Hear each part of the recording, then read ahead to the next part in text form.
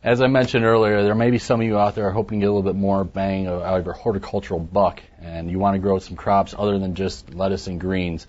Some of these crops are a little bit longer term, 55 to 65 days. Crops such as peppers and tomatoes and eggplant.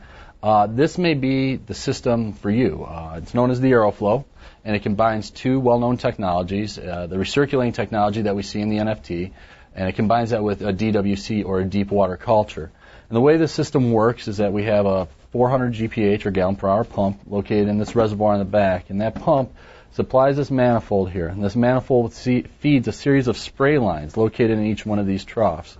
These spray lines are going to fill up these troughs with oxygen-rich nutrient. And the way it does that is each one of these spray lines is drilled with a series of small diameter holes, and those small diameter holes act as providing a jet stream into that bath.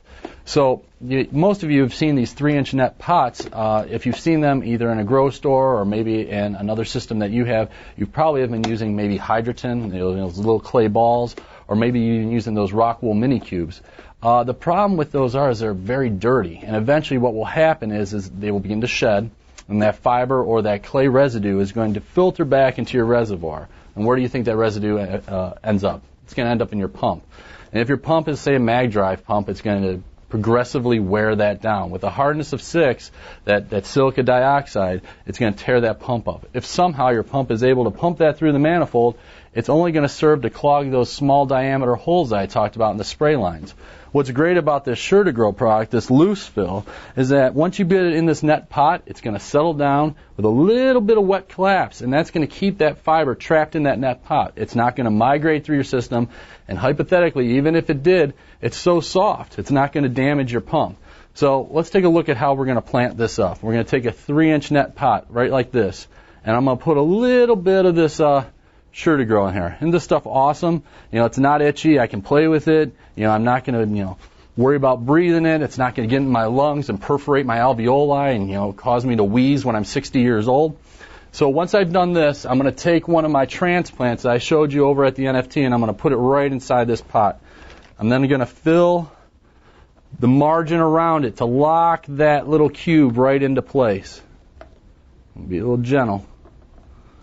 Once I get that thing locked in there,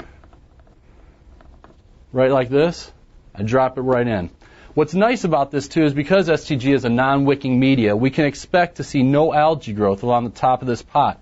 That's really common with either the clay balls or hydroton, because they both have a tendency to pull that moisture up and transmit it to the upper surface. And when that comes in contact with this light, we're going to breed algae. With this, we don't really have that problem.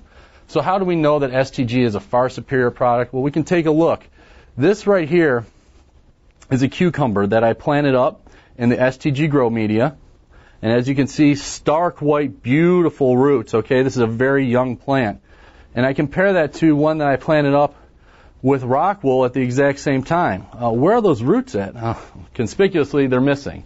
And I attribute that to the fact that, rock wool is going to provide this very brick-like substance that it's hard for those roots to penetrate, especially when they're in the juvenile stage. So what other things do we need to talk about when we're setting up the type of system like this? Well, let's talk about our light selection. Right here I'm using a T5 high-output fluorescent. And the reason I'm using that is because the plants that I'm growing in here right now aren't tremendously light dependent. If I was going to try and grow out some tomatoes or some cucumbers or some peppers to maturity in here, I would probably swap this out with a metal halide. As far as the nutrient is concerned, during the grow phases of my plants, I'm going to dose this grow bath with ppm somewhere around 13 to 1600. We're not talking about lettuce. We're talking about plants that are going to grow for 55 or 65 days. So we're going to up the ante a little bit with that nutrient. Once we see that our plants are about to bloom or they're, starting to develop bud sets, we're going to drain this reservoir and we're going to swap that out for a bloom nutrient. A bloom nutrient is one that's going to be high in phosphorus, and it's also going to have a fair amount of complex sugar. This is going to allow the plant to develop a rich set of buds, and those buds are going to obviously turn into fruit, which consequently leads to a heavy harvest. And we're all looking for a heavy harvest. So I guess as a consumer, the question you should be asking yourself is, what can I expect? What type of results can I expect if I grow my plants out to maturity using Sure2Grow? And the answer is you're going to be blown away. Take a look at this Genovese basil. We've grown this out to maturity right here. Not only is the foliage dense and it's verdant green, take a look at this root mass. Unbelievable, right? It's white.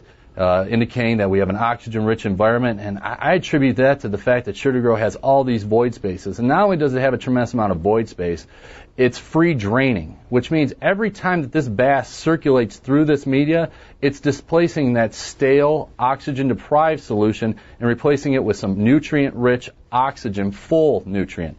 Take a look at this marigold right here. That's unbelievable. That's not anything you're ever going to find, if this basket was full of hydrogen.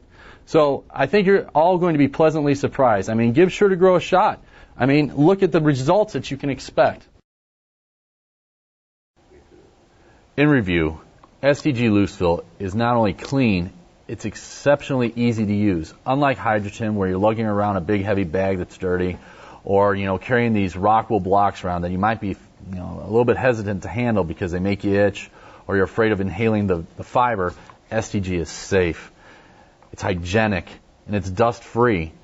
It won't wick any water to the top, therefore the tops will stay pristine and white and algae-free.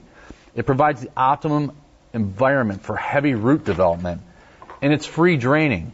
That decreases the amount of root-borne diseases. No more of that dampening off. A dramatic decrease in pythium, and with a dramatic decrease in pythium, chances of other pests like fungus gnats go away as well.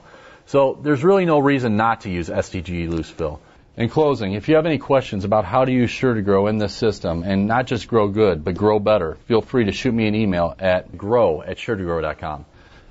Thanks for stopping by. I look forward to seeing you in the future.